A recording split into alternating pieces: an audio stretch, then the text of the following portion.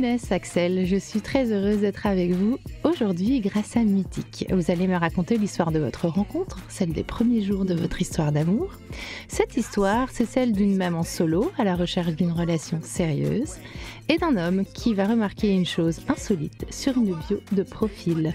Cette histoire, c'est celle d'un détail qui a tout changé alors que sur le papier, 500 km vous séparaient. Salut Inès et Axel, comment allez-vous ? Très bien. Ça va, merci. Ça va ? Un peu stressé ? Oui. Je précise pour ceux qui ne voient pas qu'ils ont chacun un petit papier avec leur note. C'est trop mignon. Justement, je sors d'une relation où, un peu difficile, Ok. donc très difficile même. Sur la grossesse, je la vis toute seule. Ouais, si on calcule, c'est ce que je me dis. Voilà, Ouais, la ok. grossesse, je la vis toute seule. L'accouchement aussi. J'ai mes parents, mais je veux dire, j'ai pas de soutien Ouais. de partenaire, on va Ouais. dire. Et au bout de 3 ans, j'en ai marre d'être comprends. seule. Donc Ok. je cherche l'amour, mais en tant que maman solo, c'est un peu difficile. Je peux pas sortir dans un bar ou sortir forcément en discothèque. Et puis, je suis limitée aussi au niveau des personnes que je connais, de Ouais. l'amitié. Donc, c'est très limité. Ok. D'accord. Toi, Axel, dans quelle situation tu es à l'été 2017 ? Je suis récemment séparé d'une relation de 7 ans Ok. et je suis retourné habiter chez mon père. Toi, Axel, quand tu t'inscris sur Mythique, est-ce que comment ça se passe ? Est-ce que toi aussi, tu as des critères ? Est-ce que, suite à ta déception, tu dis que tu es dans une période émotionnelle particulière et que tu as envie de recroire à l'amour, est-ce que tu te fais cette fameuse checklist en te disant j'aimerais qu'elle soit comme ça, qu'on ait certains points communs, etc. Je savais ce que je voulais pas, mais je savais Ok. pas ce que je voulais. Je savais ce que je voulais pas et après, du coup, j'ai laissé mon cœur ouvert, on va dire, à la porte ouverte à ce que je pouvais. En fait, si on s'écoute, on a l'impression même nous, quand on s'est rencontrés, on savait qu'on voulait pas ci, on savait qu'on voulait pas ça et pourtant, on a quand même eu ci et ça. En fait. Donc, si on s'écoutait vraiment, on n'aurait rien fait. Et Ok. finalement, on a fait tout ce qu'on a dit qu'on ferait pas. C'est vrai. Attends, Donc, ne va pas trop vite, t'es en train de spoiler la fin de l'histoire. Désolé. T'exagères. Donc, pour répondre à la question, repose-moi la question. Non, on a eu la réponse. C'est bon. En fait, tu savais ce que tu voulais pas. Donc, Voilà, en fait, c'est ça. c'est la même chose que d'avoir une liste d'attentes, quoi, d'envie. Oui, Ouais, oui, Au c'est final. moins compliqué que de vouloir quelque chose absolument. Oui. c'est ça. Et comment ça se passe, ce premier contact sur Mythique ? Est-ce que tu peux me raconter ce qui se Premier passe ? contact sur Mythique. C'est toi qui tombes sur son profil ? Oui, c'est moi qui vais la voir. Je vois sa photo, son magnifique sourire. Mhm.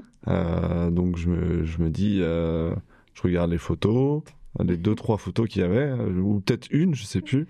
Mais j'avais flashé sur sa photo. Je m'en rappelle, vous avez son sourire, voilà. Comment vous allez vous organiser pour vous voir, j'imagine, entre vos emplois du temps de parents solo chacun, les 500 km qui vous séparent, le boulot, j'imagine. Comment vous organisez ça ? Au bout d'un mois, c'est vrai que je suis pressée. Je suis pressée de le voir. Ok. Je suis pressée de le rencontrer. Tu sais pourquoi tu es pressée ? Justement pour ce que tu disais tout à l'heure, vérifier qu'il n'y a pas de déception dans la réalité ? C'est parce que le feeling, il passe. Au final, c'est ça. Il y a un bon feeling, en fait. On s'appelle en vidéo, donc on se voit. Et donc, pour moi, c'est comme si je le connaissais, alors que physiquement, on ne se connaissait pas. Ouais, c'est fou. Hein. Oui. C'est dingue quand ils pensent. On s'est partagé des choses que pas forcément notre entourage sache. Très intime, ouais. Voilà. Ok. Donc moi, je me dis, bon, j'en ai marre, je veux le voir. Ouais. Voilà.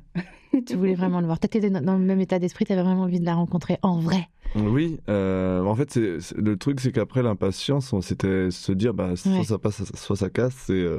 Au bout d'un moment, on en avait marre d'attendre. En fait, on se disait, bon, de toute façon, là, il faut quand on avait, on va dire, le cœur rempli d'émotions, il fallait franchir ce cap-là pour pouvoir avancer et se dire, bon, bah, voilà, soit ça casse, soit ça passe. Donc, premier rendez-vous, la première fois que vous vous voyez, c'est toi, vous êtes 3. Oui, c'est ça. T'étais hyper stressée avant de le voir ou pas? Oui.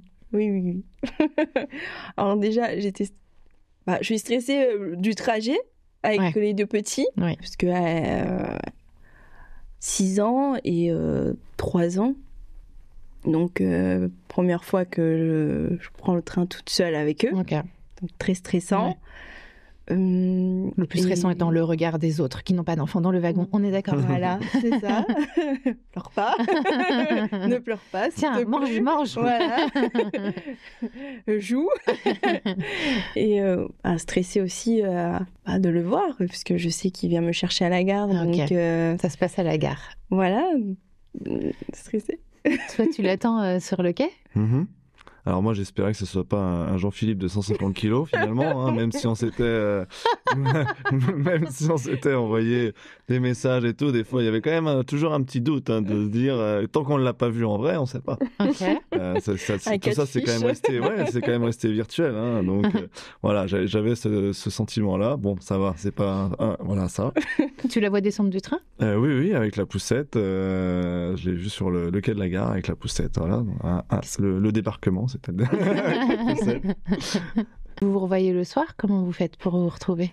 Parce que du coup, j'imagine qu'avec les enfants, là, il y a un truc qui se passe. Qui raconte? En fait, je réserve un hôtel, une chambre d'hôtel avec les enfants. Oui. Et lui, il travaille en cuisine, donc il finit assez tard. Et moi, avec le trajet, la fatigue, les enfants... Tu t'endors? Je m'endors. Et je lui donne le numéro de chambre, mais entre-temps, je m'endors. Et apparemment, il toque plusieurs fois. J'entends pas. Elle a pas entendu? Ouais. T'as pas entendu? Non. Et t'as réussi à la réveiller, finalement? Oui, au bout de 5 minutes, je l'ai appelée. Et je me suis dit, bon, qu'est-ce qui se passe? T'as pris peur ou pas? Ouais, un peu. Genre, elle est partie? Elle veut plus m'ouvrir, ou elle hésite. Okay. Non, c'était juste endormi. Ah ouais, ok. Non. Et tu finis par lui ouvrir? Oui. Comment ça se passe?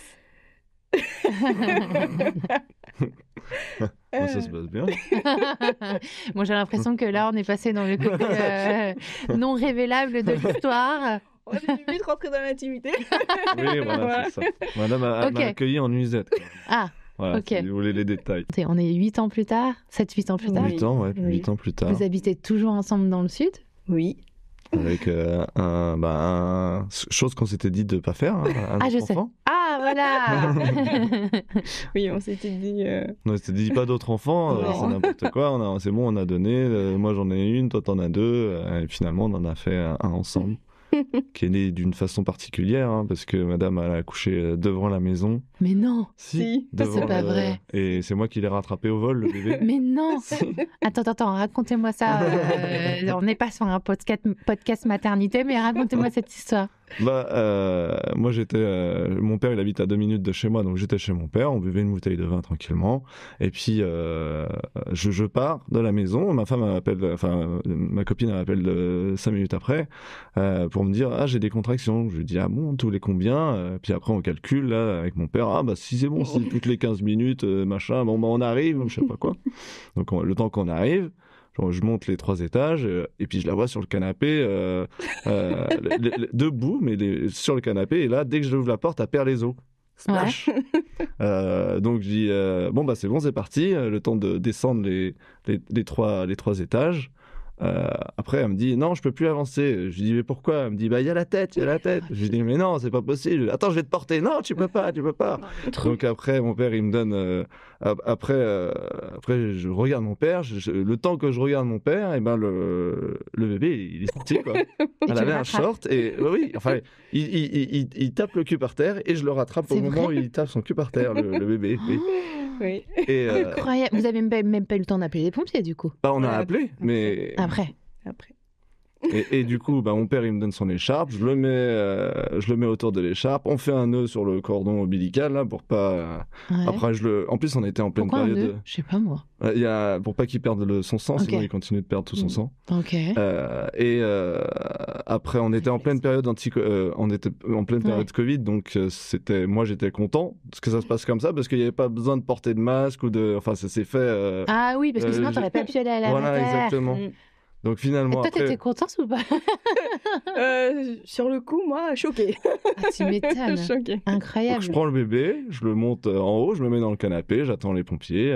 Madame, elle veut me rejoindre, mais elle perd son placenta dans le hall d'escalier.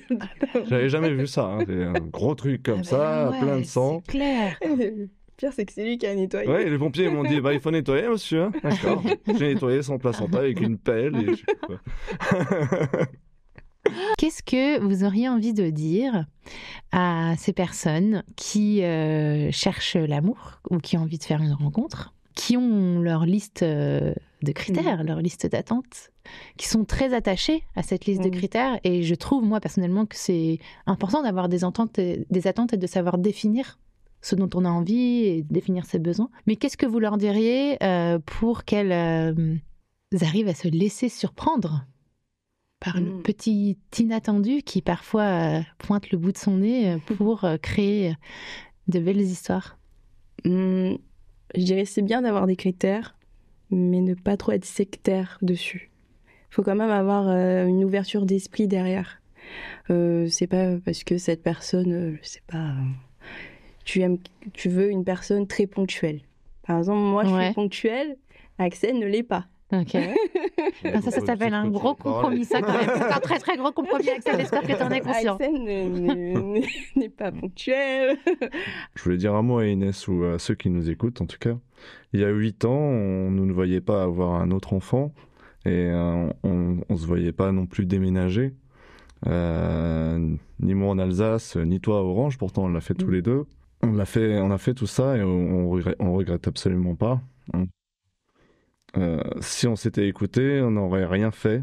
Et c'est l'amour qui nous a guidés finalement. C'est tout. C'est l'amour qui nous a guidés. Voilà, j'ai des larmes aux yeux. Ah oui. Merci. Merci Axel. Merci Inès. Smoking hot like molten rock to a beat that's sweeter than soda.